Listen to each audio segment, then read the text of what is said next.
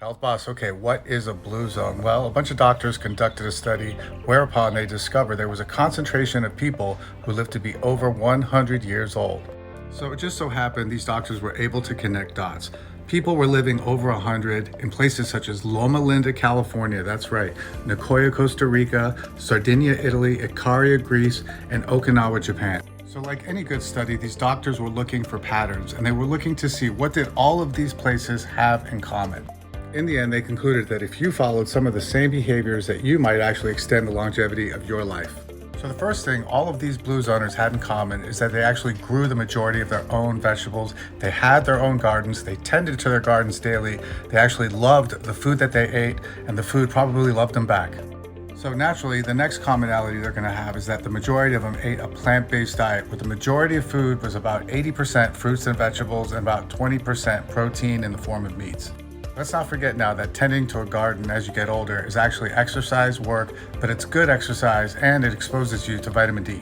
So to the doctor's great surprise, they found a big concentration, a big population of people living over 100 in Loma Linda, California. But it had to do with their religion, which happened to be Seventh-day Adventists, and they just so happened to be vegetarians. So another link, whether it was a glass or two of red wine in Sardinia or a couple shots of sake in Okinawa, studies showed that regular consumption in small amounts of alcohol also extended life.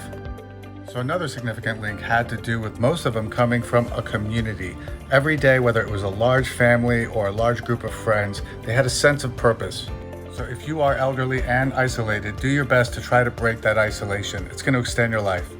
So the next commonality that they all shared was daily exercise, such as the Sardinians who would walk their sheep on the hillsides daily, or Tai Chi and meditation in Okinawa.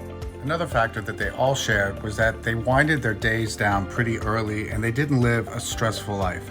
So another byproduct of the blue zone is the popularization now of the Mediterranean diet. Pretty much the elimination of processed foods, sugary foods, and again, a concentration of eating plant-based, natural foods, and not too much meat and not on a daily basis. Let me get out of the way so you can take a still shot so you just get an idea of what the blue zone diet requires. And the final conclusion was that everything came down to balance. Again, everything in moderation, whether it was exercise, diet, and the consumption of alcohol. So if you're not familiar, get the book, The Blue Zone. It's a great read and it's highly informative. Health Boss.